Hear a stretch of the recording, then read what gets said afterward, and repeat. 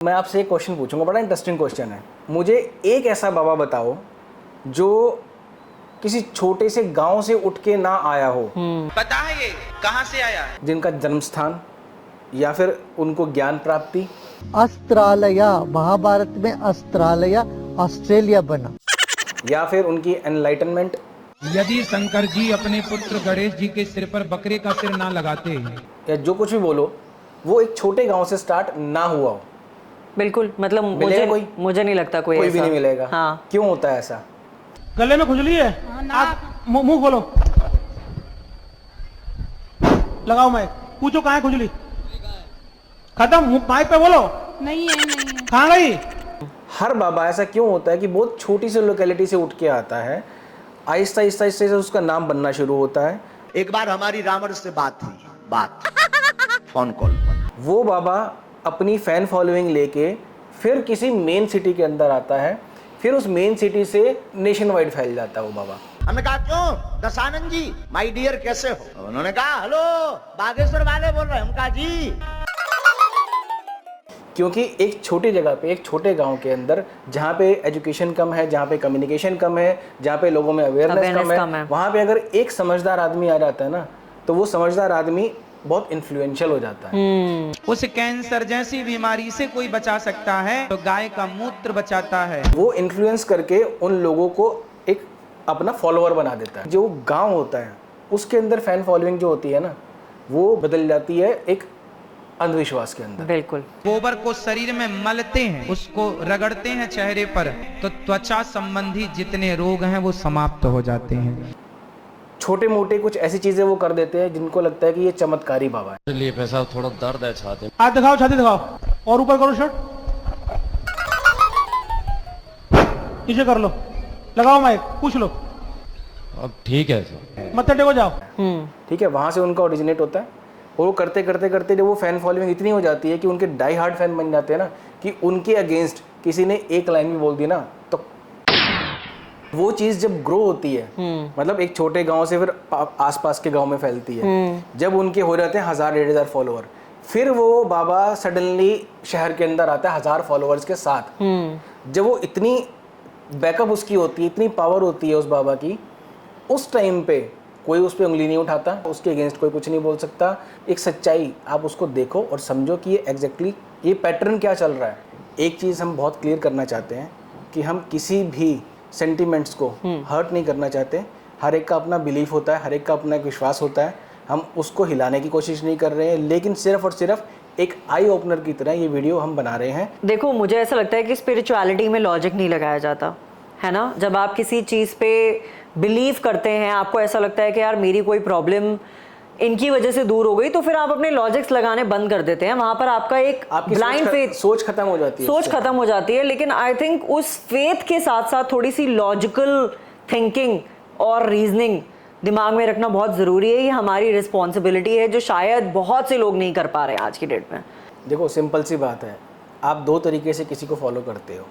पहली चीज़, जब आप बहुत टूटे हुए होते हो, आप वीक होते हो लाइफ के किसी मोमेंट में, तब आपको अगर कहीं से कुछ हेल्प मिल जाए तो आप उस पर ब्लाइंड फेथ करोगे। बिल्कुल। दूसरा, जो पावर एक बाबा गेन कर चुका है, उस पावर को आप चैनलाइज करके अपने फ़ायदे के लिए अगर आप यूज़ करना चाहते हो, तो जानते हुए कि ये चीज़ करप्शन की तरफ जा रही है, जानते हुए कि ये चीज़ गलत है, आप उसको फेक तरीके से फॉलो करते हैं, क्योंकि आपको पता होता है अंदर से कि हाँ ये चीज़ है तो गलत, लेकिन मेरा फ़ायदा हो रहा है ना, तो मैं हाथ जोड़ के लाइन में और भक्तों के साथ मैं भी खड़ा हो जाऊँगा। एक ऐसे बाबा हैं जो अब इस दुनिया में नहीं है, ठीक है, उनके फॉलोअर्स ने एक कल्ट फॉलोइंग बनाई हुई है। उनकी मैनेजमेंट इतनी स्ट्रांग है कि बिना कोई क्वेश्चन पूछे हुए अच्छे अच्छे पैसे वाले लोग अपना सब कुछ वहां डालने को तैयार है। बिल्कुल।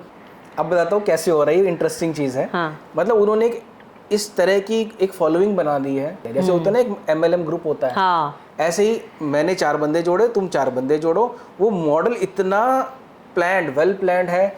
जब वो ओरिजिनल वो बाबा थे, तो हो सकता है कि उनके पास वो सारी शक्तियां हो जिनकी वजह से ये चीज़ स्टार्ट हुई, लेकिन उन्होंने कभी भी ये नहीं सोचा था कि मैं इसको बिजनेस में कन्वर्ट कर दूंगा। मैक्सिमम लोग समझ गए होंगे मैं किन बाबा की बात कर रहा हूँ, जो कि इस टाइम पे इस दुनिया में है भी नहीं, फिर भी उनका नाम आज हर गाड़ी के पीछे आपको लिखा हुआ मिल जाएगा। अब मैं इससे आगे नहीं बोलूंगा, वो समझदार है सब लोग। इन्होंने कुटिया बनाई थी, वो कहीं से भी कमर्शियलाइज्ड नहीं थी। हाँ। वहाँ कोई भी जा सकता था, वहाँ पे कोई भी अपनी प्रॉब्लम प्रेजेंट कर सकता था, तरीका था, बस श्रद्धा उनका- थी, हाँ। श्रद्धा थी लोगों की, वो उस हिसाब से चलता था।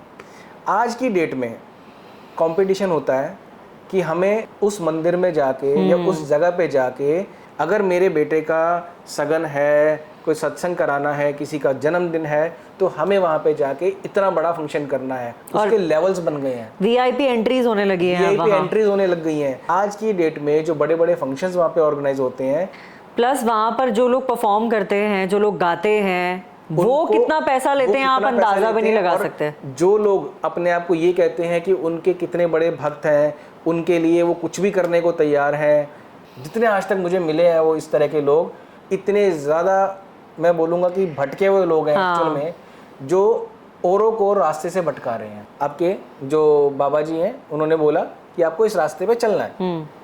जो उनके फॉलोअर्स हैं, उन्होंने अपनी अपनी डाइवर्जन्स बना दी, अपने हिसाब से अपने मॉडिफिकेशंस कर दिए अपने उन्होंने। वर्जन्स क्रिएट कर दिए। आपको ऐसे करना है, ऐसे करोगे तो आपको ये भला मिलेगा, हाँ। ऐसे करोगे तो आपको ये फायदा मिलेगा। मतलब जैसे चाइनीज विस्पर होता है ना, कि एक कान से दूसरे कान तक पहुंचा और दूसरे कान से तीसरे कान तक पहुंचा तो बात कुछ और ही हो गई।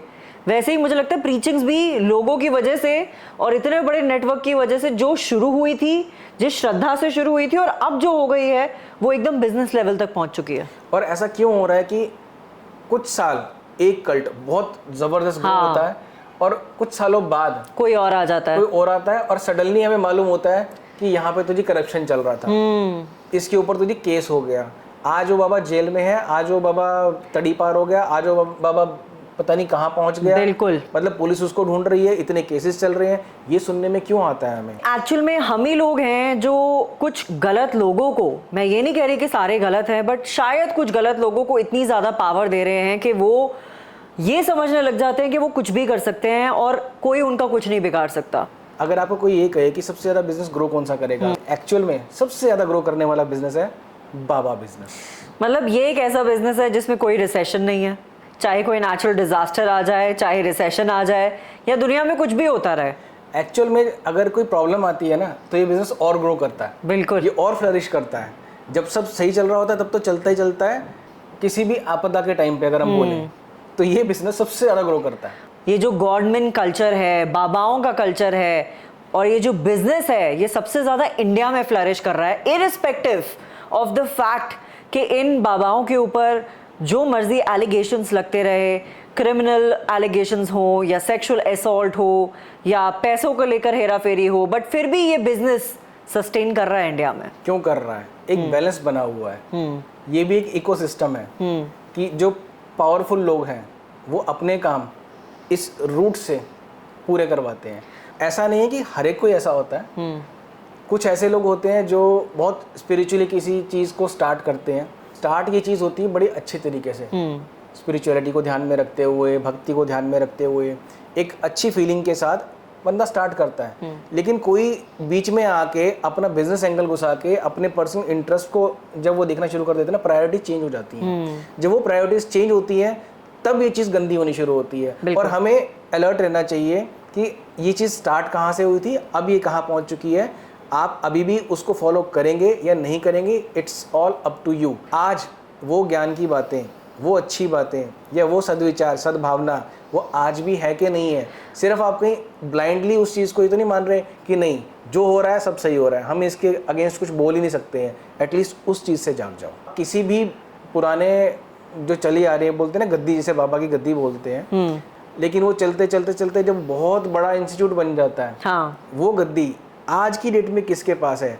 मेरी एक रिक्वेस्ट है, आप प्लीज़ कंपैरिजन करके देखना कि आपके ओरिजिनल वाले बाबा जी जो थे, हाँ। उनमें और इनमें डिफरेंस क्या है। हाँ।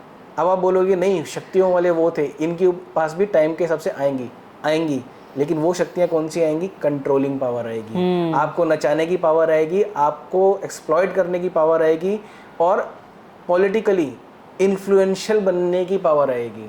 तो अगर आपको लगता है कि जो हम बात अब कर रहे हैं ये थोड़ी सी हटके है, थोड़ी सी अलग है, तो ये वीडियो अपने फ्रेंड्स के साथ, अपने नोन बंदों के साथ ज़रूर शेयर करना। क्योंकि मुझे ऐसा लगता है कि ये एक ऐसा पर्सपेक्टिव है जो शायद बहुत लोगों ने सोशल मीडिया पर या यूट्यूब पर नहीं दिया, लेकिन आई थिंक क्योंकि हम लोग हमेशा एक लॉजिकल और जेन्युइन पर्सपेक्टिव लेकर आते हैं, तो हमने सोचा शायद ये वीडियो आप में से कुछ लोगों के लिए आई ओपनर की तरह काम करे, not to hurt anybody's sentiments और anybody's religious belief, but I think एक लॉजिकल थिंकिंग और एक लॉजिकल रीजनिंग रखना बहुत ज़रूरी है। तो इसीलिए इस वीडियो को शेयर करो, लाइक करो, कमेंट करो, बिकॉज हम हमेशा यही कोशिश करते हैं कि कुछ अलग और कुछ हटके आपके लिए इस चैनल पर लेकर आए, बिकॉज ये अलग है।